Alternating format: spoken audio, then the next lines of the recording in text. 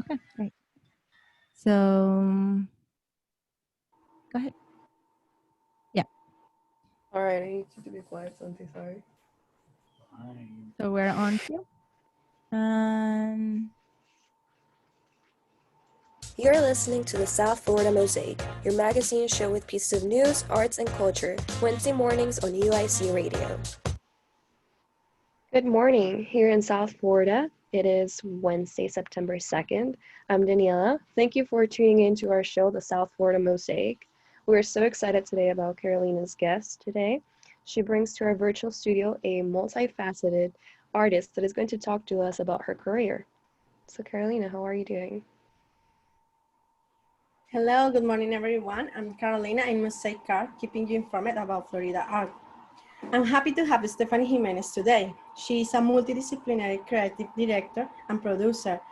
Have experience in brand integration, authentic content creation, influencer campaigns, and storytelling. Also, she does a project management, event production, and she is the creator of the Bird Movement. Welcome, Stephania, to our radio show, the South Florida Mosaic.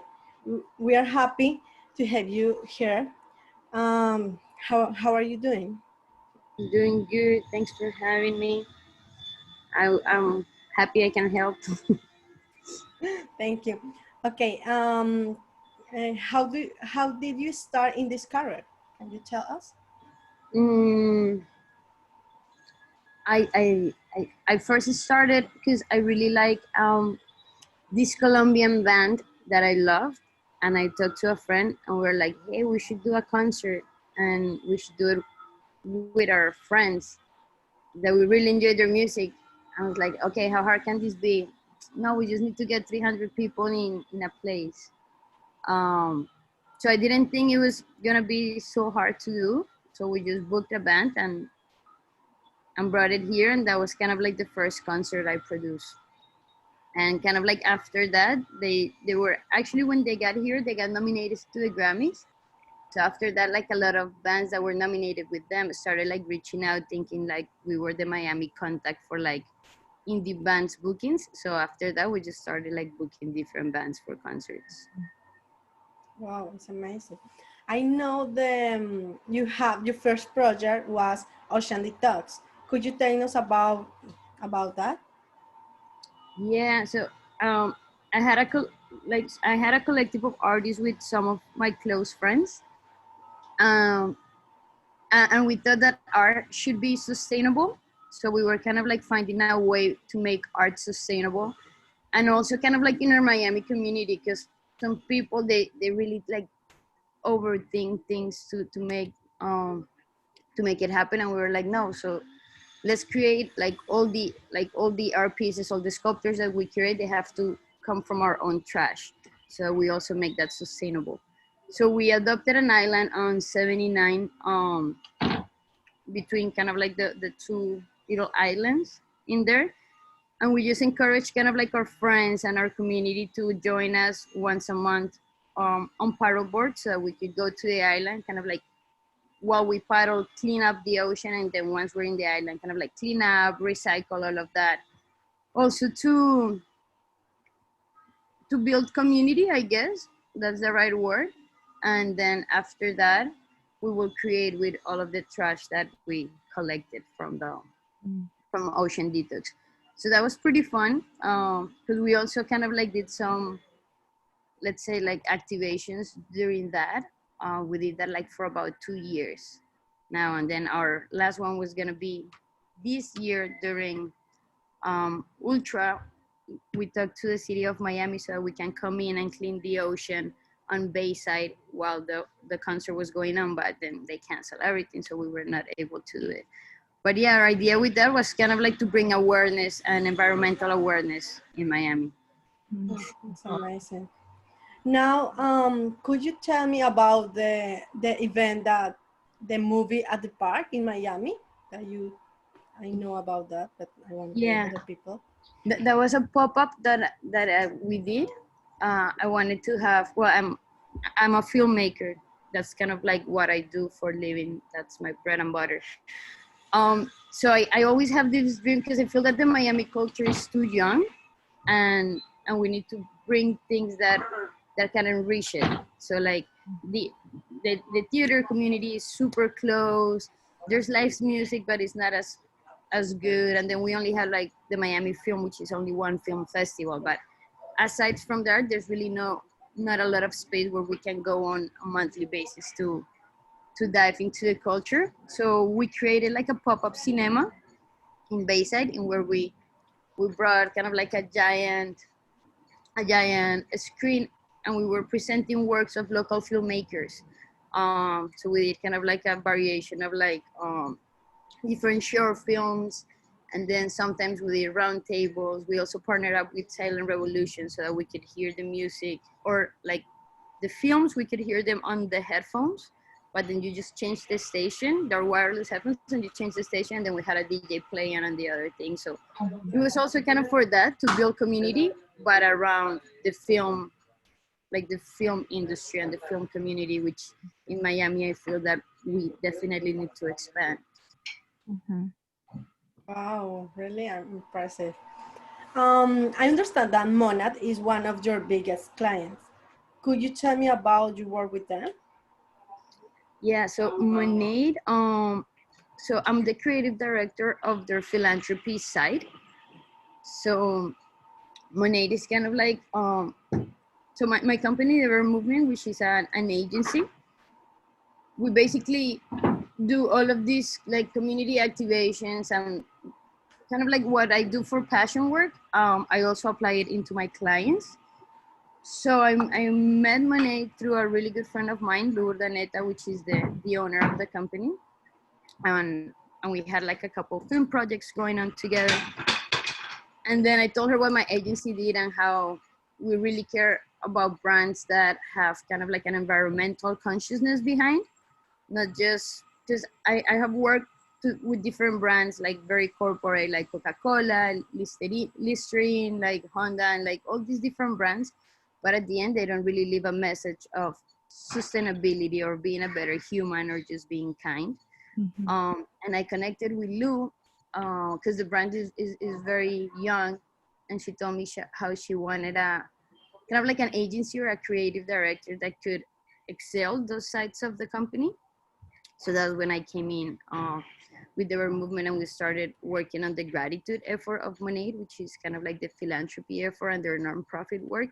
So I manage all of that. We create the products that they release. We create their marketing campaigns. Right now, they're producing their biggest event of the year, which is happening next week. We've been producing a lot of their content, their presentations. So yeah, I mean, it's a cool brand to work with because I really know the heart of them, and it's super fun that they just want to expand and help people, which is like kind of like doing philanthropy and getting paid. That's so awesome. It's amazing. Yeah. Stephany, tell me what has been your greatest achievement with the beer movement? I don't know which one has been the greatest. I like all of, even the smallest things I celebrate it, like, oh my God. I mean, in terms of like what success should look like, I would say we made it to Tribeca this year. Yeah, One of our films was selected at the Tribeca Film Festival, and awesome. I was able to sit like with very big players that I never thought I would sit on.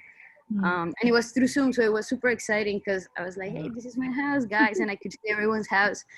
That happened like just when the pandemic started, like 2 or 3 weeks after the pandemic started. So they switched the whole festival to virtual. And of course, I wanted to be in the film festival, but I was virtual, so whatever. But yeah, that in terms of like that, I would say that one was pretty excited, but I mean, in terms of labels, but I think there's even like the small ones, I celebrate those ones because sometimes those are like the biggest ones. You enjoy what you are doing. Yeah. Nice.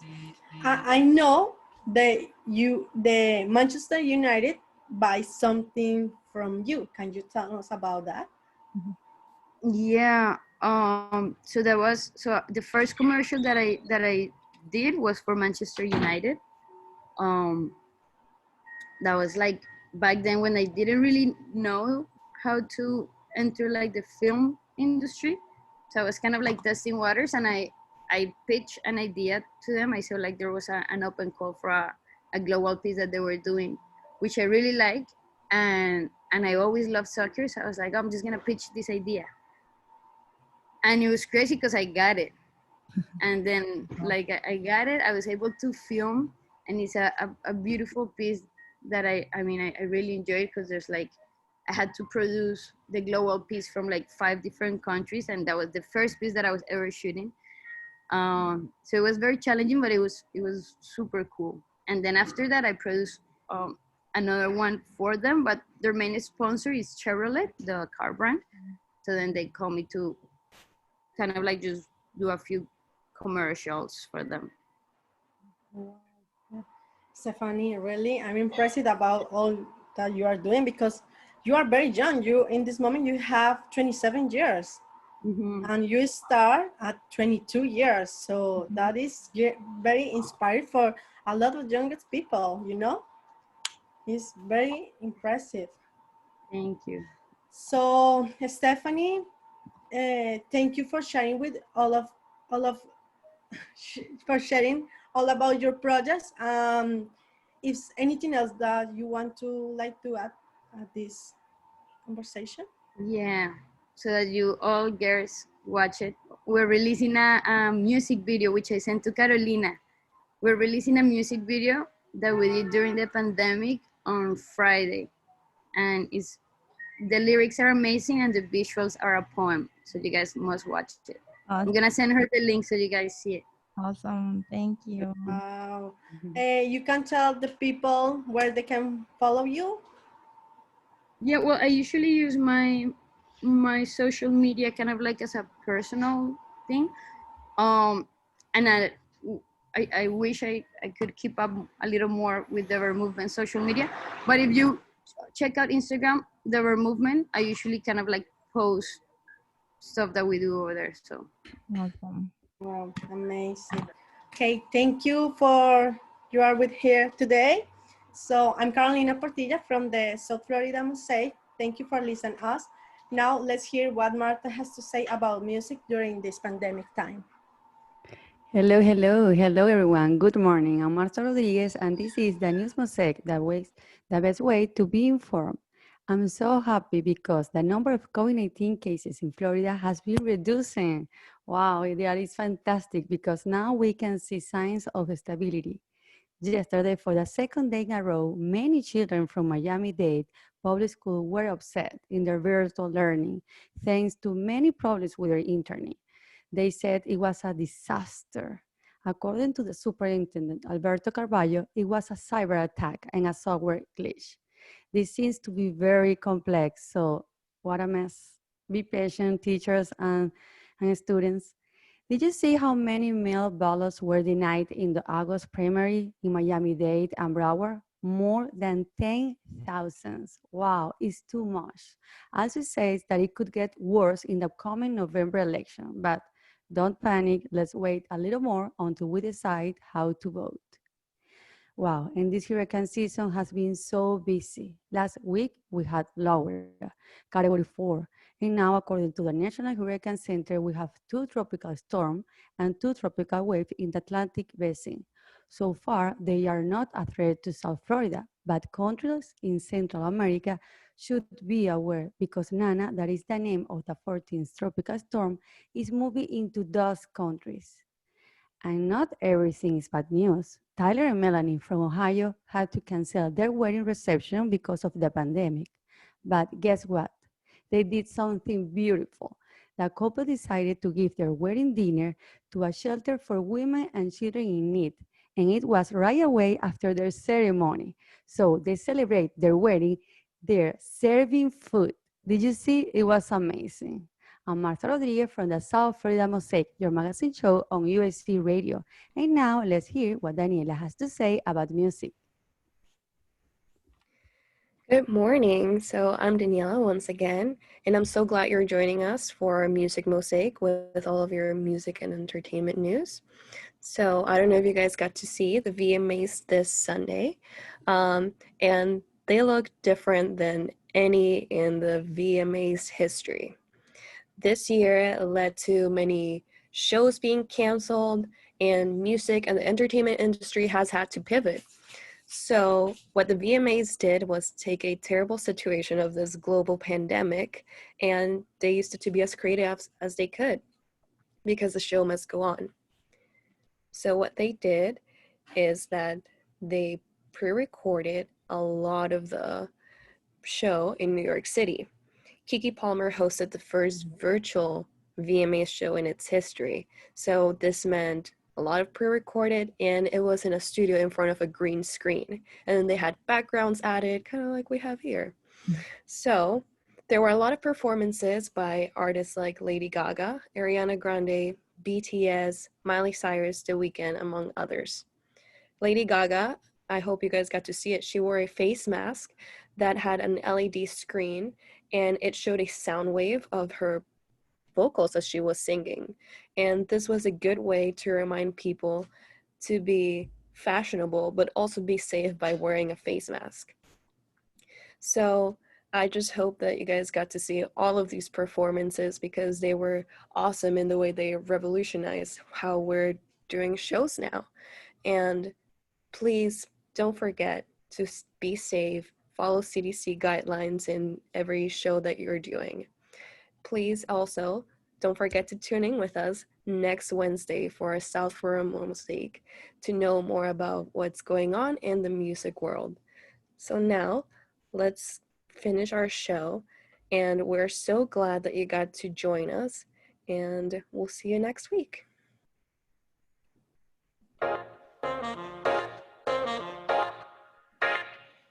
Don't forget to tune in with us next Wednesday morning on the South Florida Mosaic, your magazine show with pieces of news, arts, and culture on UIC Radio.